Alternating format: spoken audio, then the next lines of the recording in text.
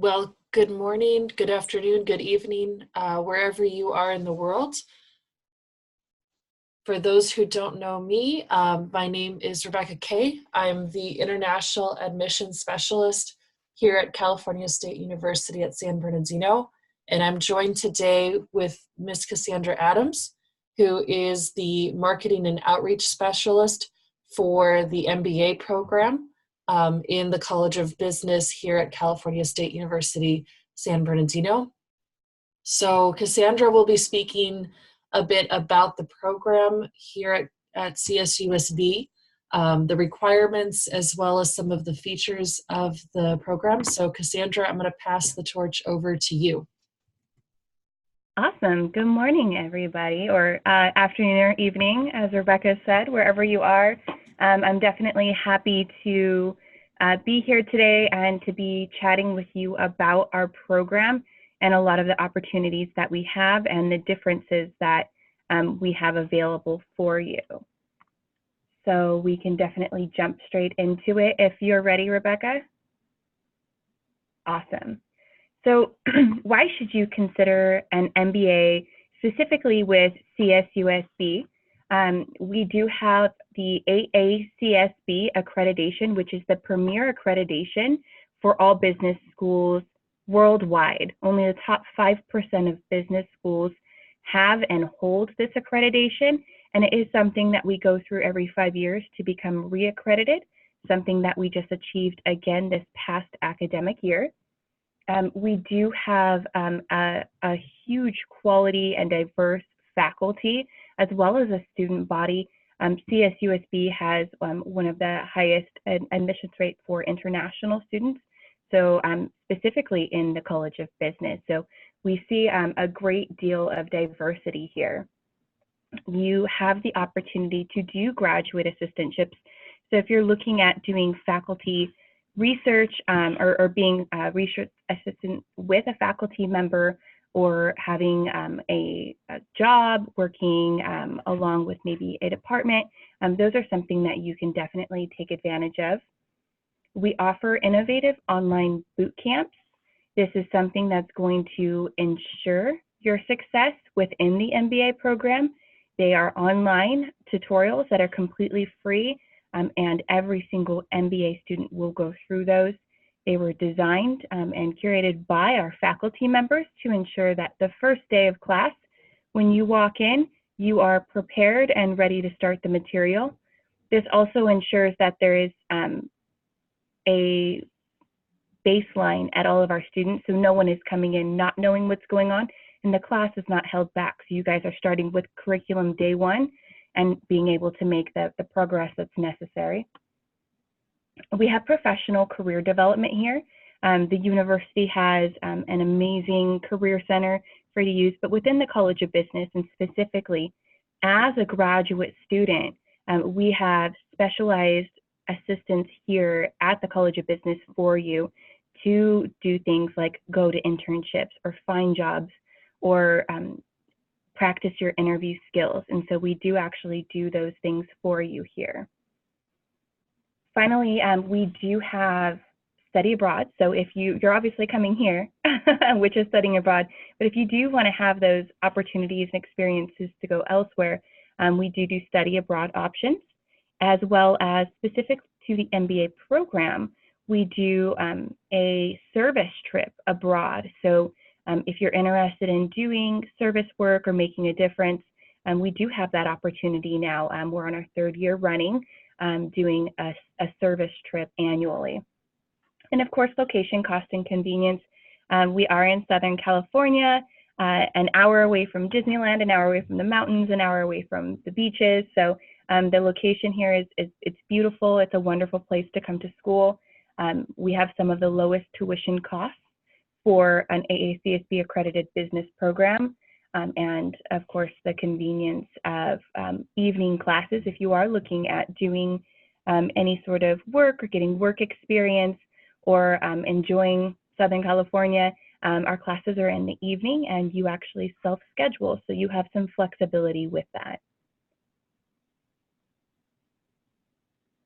Moving on, some of the noteworthy distinctions that we have had and have kept over the past, some of them over the past decade, have been to be named in the top 294 business schools. We have been named best in the US. If you see here on the screen, you'll see that it shows online programs. That's a distinction we've been holding. Our online program is about 5 years old, but the curriculum is exactly the same as our on-campus professional or executive program, which I'll get into later. So the curriculum is exactly the same. The fact that we're getting that distinction for a program that's taught fully online is very, very important to us, because it means our curriculum stands alone. Coming to campus, you will get that curriculum that is that amazing, as well as all of the features that we have while being an on-campus student. So it makes us that much better. And then we have been named in the top tier for North America with CEO Magazine, which is a global recognition. So there's only about 20 to 40, depending on the year, with CEO Magazine. So being in tier 1 is definitely an amazing, prestigious award for us. So today we're going to talk a little bit about the different types of programs that we have for you. Mostly you're going to be interested in a traditional MBA or an executive MBA. We'll talk about tuition and fees, course structure, as well as the admission process.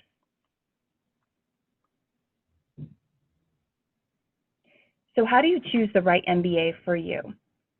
On the screen here, you're going to see sort of side-by-side descriptions of the traditional MBA, also known as the T-MBA, as well as the executive MBA or the E-MBA.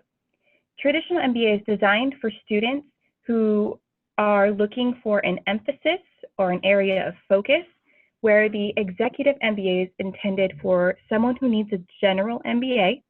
Usually this candidate has 10 to 15 years in the workforce, and they don't need that area of emphasis in order to elevate their career. So most students, we find, I would say 90% of them are going into a traditional MBA, where they are using the area of focus in order to elevate their career, change careers, or break into a new field. Some of the major differences you're going to see here between these two are the units it takes to complete. For the traditional MBA, that will be 36 to 42 semester units. We have one emphasis that has 2 additional courses, and that's where you see that variation in units. The E-MBA, Executive MBA, is only 30 semester units, so it is a shorter program, but again, that's because it's general MBA. When you look under curriculum, the curriculum is going to be the same for the core of each program. The traditional MBA and executive MBA have the exact same core. What changes is going to be your electives. So you will go through a boot camp. You will have the core courses, which are 27 units. You will have a comprehensive exam at the end of your degree, and you will also present a portfolio. The traditional MBA will have 3 to 5 focus area courses, depending on what you choose to focus in.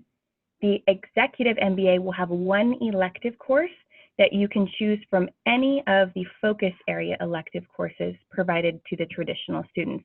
So you have that flexibility.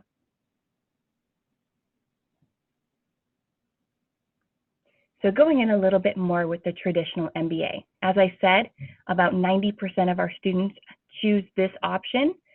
Even some executive MBA students who start the program choose to switch over to the traditional because they find they have an area of focus that they truly want to emphasize. We have 8 different areas you can choose to focus in. It's 12 to 15 classes, which takes you 4 to 5 semesters. And the estimated tuition cost is around $38,000. And it does not require any work experience whatsoever in order to get in.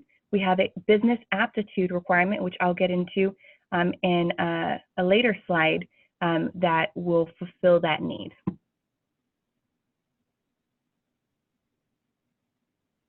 For our executive MBA, there are no areas of focus. It is a general MBA, and I have to emphasize that you can choose to do whatever elective you want, but this is a generalized MBA. It is 10 classes, which takes 4 semesters, and the estimated cost of that is $34,000, and it takes about 2 years of work experience. I'm sorry, it's a mandatory 2 years of work experience that is demonstrated through your resume. So that is a minimum requirement. Generally, the students we see choosing this have 10 to 15 years of work experience.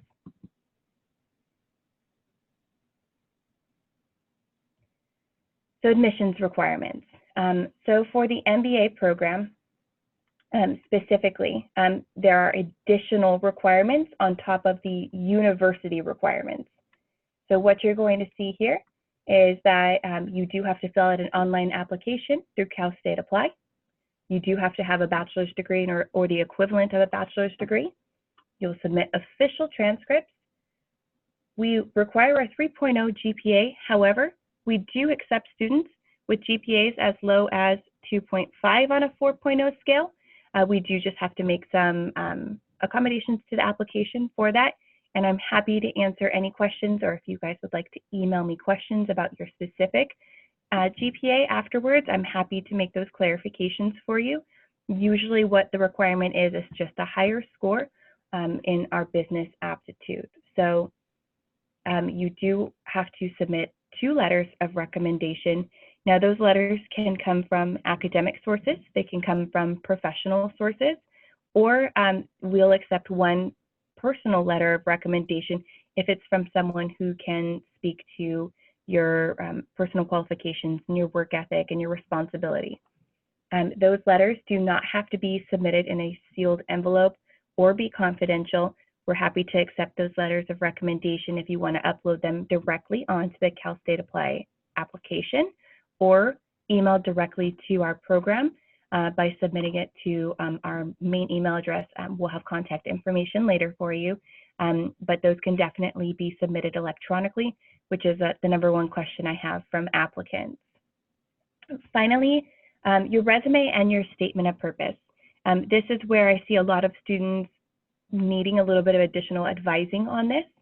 So for your statement of purpose, we're looking for a 250 to 500 word personal statement talking about why you are choosing an MBA at CSUSB. We want you to tell us the why us, and then we want you to tell us a little bit about yourself. Specifically, what are your personal qualifications and your academic motivation? We do want this to remain in that shortened format of 250 to 500 words because we're looking at your ability to write concisely, or what I call your business writing. So you want to try to keep it in there. If you need a little bit longer to explain yourself, that's all right, but do try to keep that short. Now your resume, we accept a resume or a CV, whichever one you choose. You do not have to follow a specific format with this. I've seen resumes that are 1 page. I've seen CVs that go up to 20 pages. So this is really where you have a chance to represent yourself and your experiences. If you do not have any work experience, you still have to submit a resume, but what you're going to put on there is your education, if you've done any volunteer work, the things that you do with your time. And then again here, the #1 thing that students or applicants do wrong on this is that they do not go into detail on their job experience or each experiential bullet point that they're putting on here. I do need detail. I need in-depth detail about what you're doing in each position. And so I see that happening where students submit just job titles, and that's not what I'm looking for. So a lot of times I'll have to send you your resume back and ask you for some edits, which slows down the application process. So you want to make sure that you're submitting the best possible resume you can on your application. The second thing that students tend to do wrong is that they forget to put the months and the dates that they were in each position. And so for me to evaluate your resume, I do need you to put the months and year that you began and ended each position, or when you did each bullet point. Specifically for the traditional program, we've talked a little bit, or I've mentioned the business aptitude requirement. There's a couple of ways to fulfill this requirement. Most students who are looking at business schools have heard of the GMAT exam. This is definitely an option. However, it is not the only option. So we have the GMAT or the GRE exam, which are the options students choose if they do not qualify based on any of the other waiver options, which one would be to have a 3.2 overall GPA from an AACSB accredited business school like ours. So if your school is AACSB accredited and you were studying business and your GPA was above a 3.2 out of a 4.0 scale, you do not need to take an exam. If you have more than 2 years of managerial professional level work experience, and that will be evaluated by myself and the director of the program via your resume. If you can demonstrate more than 2 years and we approve it, then you do not have to take the exam. So those resumes can definitely be submitted to us ahead of time if you have any questions or any doubts that you should qualify based on work experience. And another thing that we see a lot coming through is students who already have post-secondary degrees. They've got a JD, or they've got an MS, a master's in science, or they've gone to another school and already are holding a master's degree or a PhD. If you are holding that and it's evaluated, so we do have to evaluate the accreditation that that university has, we will also waive the GMAT or GRE based on that as well. So that brings us to the GMAT and the GRE exam. If you have a 3.0 GPA or higher, these exams you'll be required to take them. We do have a mandatory score of being above the 10th percentile in verbal and quantitative reasoning for both exams. So that means that the evaluation for that is over the last 3 years. 10% of the students who have taken that exam have scored lower than you. So if you are not above the 10th percentile, we disqualify the exam and will not accept it. So that's the first thing that you have to do. The second thing is that you do have to achieve a score that's above our minimum requirements. With a 3.0 GPA, that is a 470 on the GMAT. For the GRE, that is a 298, which is the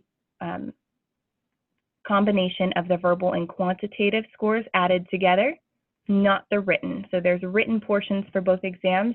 We do not take the written portions into consideration. So that's just something for you to know.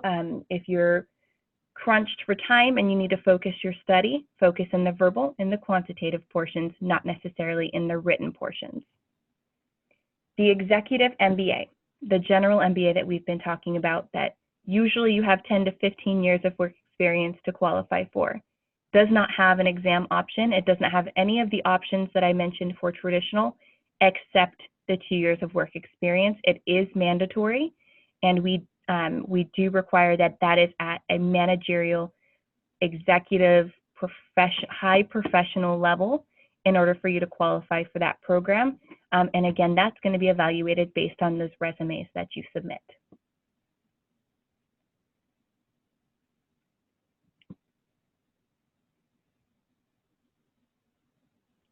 So these are additional requirements specific to international students. Rebecca, I don't know if you want to go ahead and take this.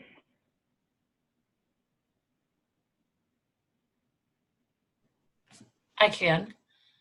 So for international students who completed their degrees outside of the United States or outside of English-speaking countries, we will require a TOEFL or an IELTS score.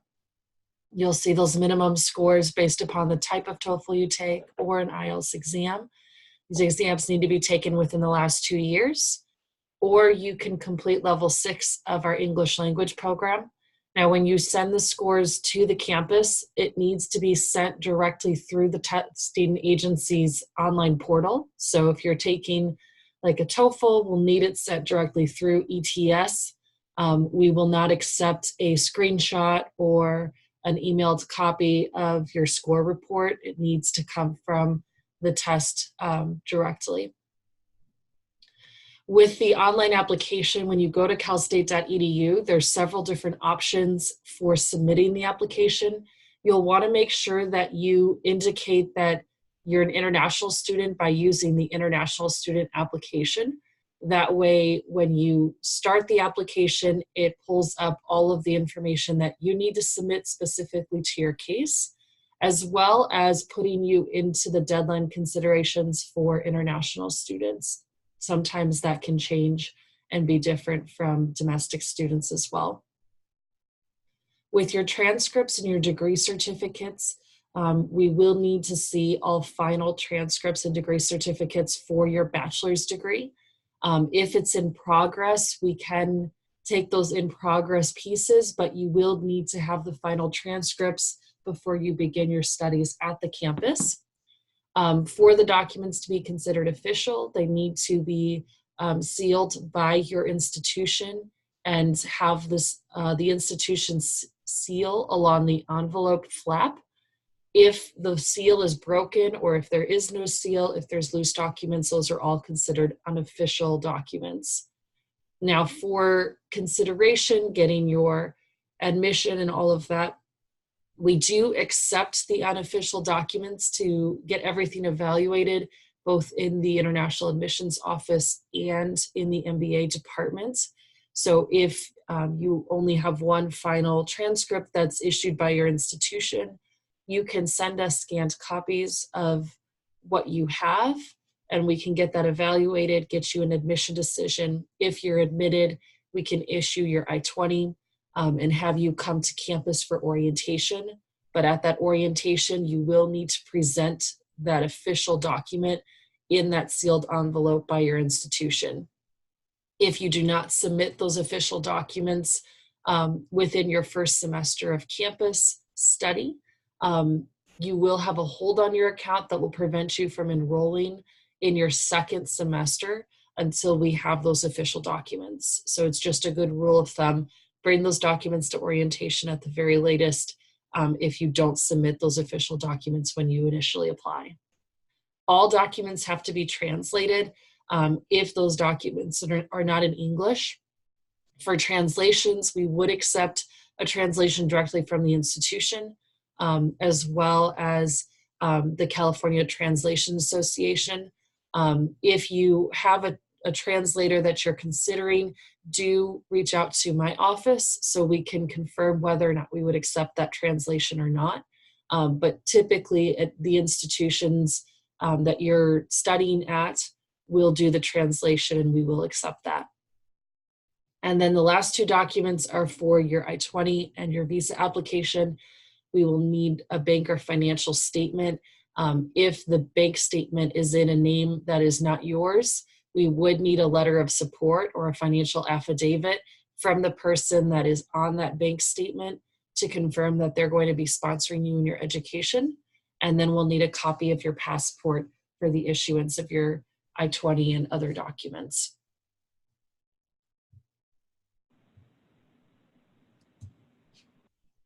So then this is the breakdown of the financial statement that we would need to see for the issuance of your I-20.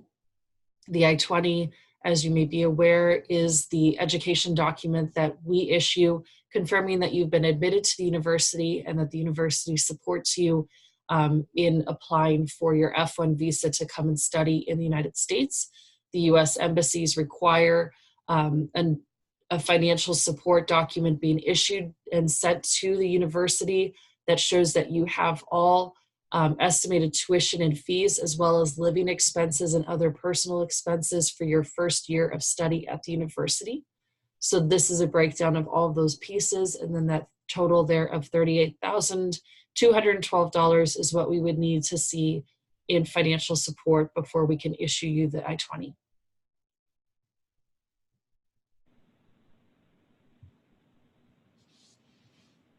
Excellent. So moving on, talking about application timelines.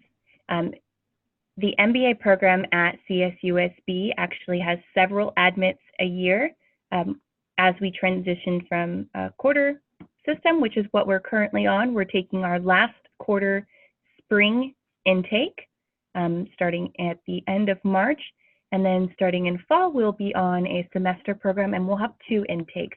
We'll have a fall 2020 semester and then a spring 2021 intake. So if you are not admitted immediately in fall, or you need some more time, or you're graduating a little bit later, you can always look at a second intake and come mid-year and start the MBA program. This goes back to that idea of flexibility. You don't have to wait an entire year to begin your program. You can really start when you're ready and when the time is right. So what those timelines look like is there will be an application close where the online application can no longer be submitted, but there's a little bit of time afterwards that you can continue to submit documents. For example, your 2 letters of recommendation. If you're waiting on your recommenders to provide those to you, you can still submit your application. And as Rebecca mentioned, unofficial transcripts can be submitted on that application, and your official transcripts can come later, but they do have to be here before you can start courses. Your letters of recommendation have to be submitted before an acceptance can be extended. And for our program, specifically for the business aptitude requirement, if you are choosing to do a GMAT or a GRE, that is a document that can come at a little bit later of a time as well. So we will accept a digital copy or a PDF copy downloaded from the ETS website for an admission decision, but do require an official document to come from the ETS department mailed to us. So that's something to consider when you're looking at your timelines. The last day to submit documents for consideration, that is a hard deadline. That is the last possible time that we can admit a student and still get them enrolled in classes in a reasonable time before classes start. The consideration that you need to take is that a student who is coming internationally needs more time than that, almost in every situation. If you are not already studying in the US and you are not transferring straight in from a bachelor's degree here, you're not already here, you need to give yourself more time than that last day to submit document for consideration deadline, because the I-20 will take more time, and we don't want you to be faced with a situation where you can't get your I-20 in time, you can't get here in time, and then you have to go through a reapplication process because it's tedious for you, and that's not the sort of experience that we want you to have. So plan ahead, make sure that you are getting those letters of recommendation, you've planned for your exam if that's what you need to do, and you keep in mind that you will not be offered admission until those documents are in, and until you're offered an admission, the I-20 process will not start. So those are things that you do need to plan ahead and consider when you are looking at admission here. For the exams, the GMAT and the GRE, the GMAT will give you a score the same day that you take the exam. However, the GRE will take a minimum of 2 weeks in order for you to know how you officially did on that exam. So that's another thing that you want to take into consideration when you're building out your application timeline, when you want to come, when you should take your exam, when you should start asking for letters of recommendation. When I tell you to plan ahead here on this slide, I really want you to consider also your GPA. If you do not know what your GPA is, especially if you're planning on taking an exam, that's something you want to give yourself an ample amount of time to get submitted, know what your GPA is going to be, and then get in contact with me specifically, because I'll be able to tell you what score that you need. An extreme example of this is if your GPA is right at the 2.5 out of 4.0 mark. You will be required to score a 550 on the GMAT or a 308 on the GRE. And these scores are quite high. They are quite difficult to achieve and will take a considerable more amount of time to study for than if you had a 3.0 GPA and you were just having to get the minimum scores. So you want to have that conversation with me. You want to know what score that you need in order to get an acceptance into our program. And you want to give yourself the time it takes in order to be successful in those exams.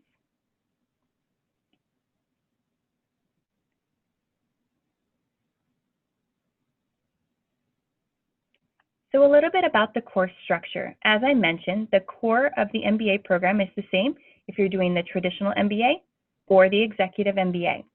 So you're going to have 2 foundation courses. They're going to be admin courses. One is going to be data-driven decision-making, which is going to focus on big data, how data is used in decision-making. And then the other one is going to be advanced managerial communications, where we're going to talk a lot about writing emails, doing presentations, really being able to present in a high fashion. You'll go into your essential courses, and each of these essential courses has a boot camp associated with it. That's something that I mentioned previously. Those are those online tutorials that are going to make you prepared for these courses. The 2 management courses obviously will only have 1 management boot camp, but so you'll see you'll have 6 boot camps that relate to the 6 areas of focus here in the essentials. And then you will have a culminating experience. For everyone starting fall of 2020 and moving forward, that is a comprehensive exam. At the end of your program, at the end of your coursework, you will take an exam. It's generally around 4 hours, and it will test you on everything that you've learned in the MBA program. And you will also prepare a portfolio. This is something that you will work with our professional advisor as far as your career services go, and you'll put everything together that you've done in the program, as well as make sure that your resume is ready to go and you're ready to work, jump into the workforce, and you're ready to launch. So that is the core of the MBA.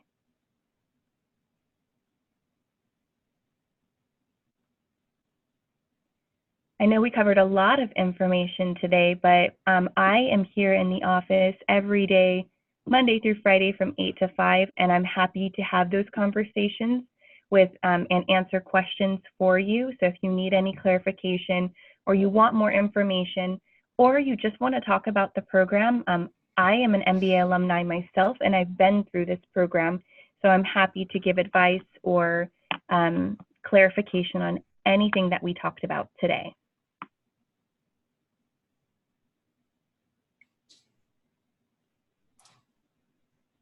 All right, thank you, Cassandra. I do have a couple of questions that were submitted, or just other things for us to discuss now that we're here at the end of the presentation. So one question that was submitted was asking if you could speak a little bit more to what the classroom experience is like in an MBA class. Is it lecture-based? Is it participatory? And since you are an MBA alum, if you can speak to that and what that experience is like. I'd be happy to. Our classroom sizes are small, so you will see, depending on the class, if it's one of those core classes I just mentioned in the last slide, usually you'll have anywhere from 25 to 32 students in class with you. If we're talking about an elective course, sometimes those classes can be as small as 15 students in a classroom with you. So the classroom experience can get very intimate, where everyone knows everyone. Usually, even with the larger classes, you get to know everyone really well. So it also gives you an opportunity to have one-on-one time with the faculty members. So the faculty members get to know you, as well as your aptitude for the subject. It allows them to be very flexible in the classroom with the curriculum. I've had faculty members work through curriculum that has a sudden change, especially marketing. When you look at a marketing course, marketing is always changing. The world of marketing is very fast-paced, and I had a faculty member go through and change the focus of our studies based on how the world trends were changing. And so because of the small class sizes and the fact that our faculty members are involved in research actively, and they're also involved in the workforce, or they're professionals out there in the field, they know what's going on in real life. And so you're not going to just take case studies that are 10 years old and learn from things that are not relevant. It's going to be very interactive. You're going to be asked to participate. There's always almost always going to be some sort of group work. In business, that is what we do. We have to learn how to work in teams. We have to learn how to work together, how to be leaders, as well as how to be followers. So that comes with one of, Jack Brown's mission statements at the College of Business, is, communication skills and ethical reasoning. Those are things that we hold very dear. And so we make sure at the end of your program, you are effective communicators. You do work effectively in a team. And so I think the team environment is the number one thing that you can expect in a classroom. And the faculty members teach the classes based on how they are comfortable and how they like to do it. You'll have faculty members that don't give you exams ever. You'll have faculty members that only give you exams. And so there really is no happy middle ground where everyone does the same thing. Each faculty member will be different. So communicating with them and getting to know them and their teaching style is very important. And they're all open to office hours. So I've not met a single faculty member from the College of Business here who didn't love a student who came to office hours and talk to them about their subject. It's what they're passionate about, and they love to talk about it and communicate with their students. So very passionate faculty members. And I can ensure you'll love the classroom environment. All right, thank you. One other question that was submitted, talking about internships and internship opportunities, if you can speak a little bit to what an average CSUSB MBA student's internship experience is like, whether they do summer internship or they do a part-time internship during the semester, kind of what that experience is like, or what you've heard from students in the program. Absolutely. Now, keeping in mind that the majority of our students who are domestic are currently working professionals. So our program is designed around a working professional, which is why we do have the evening courses. So a lot of them don't take advantage of the internships, which is a benefit, a huge benefit for those students who do need the work experience and do in fact want to take advantage of those internships. So we have an internship coordinator who works in our college, and she works specifically for the business students and has a lot of connections. We do job fairs, which will put the students directly in front of recruiters who are specifically looking for College of Business students to do internships for them. So gaining an internship is not the problem.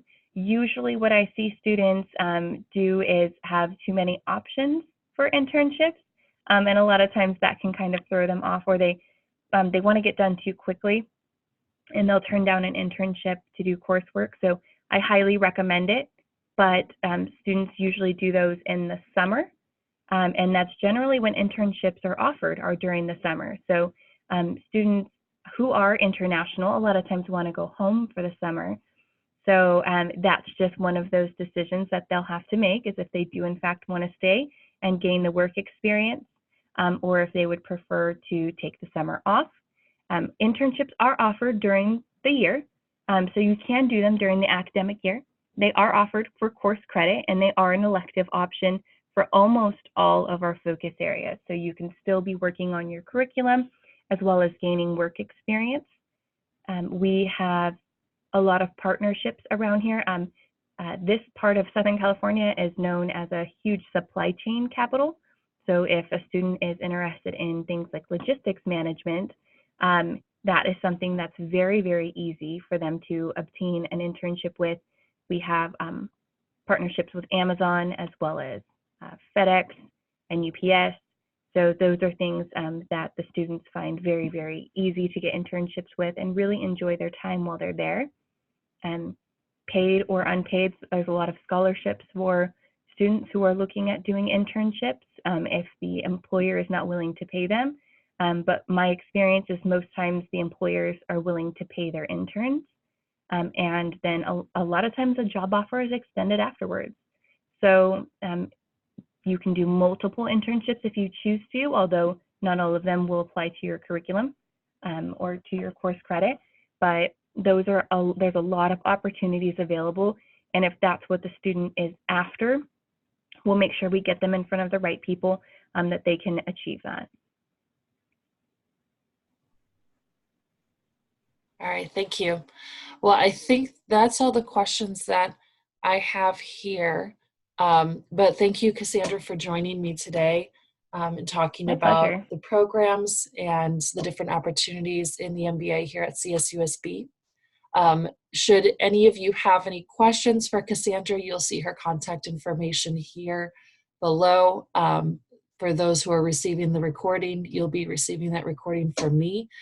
So if you have any questions for international admissions, you'll have our contact information as well. And we look forward to working with you as you explore your MBA options.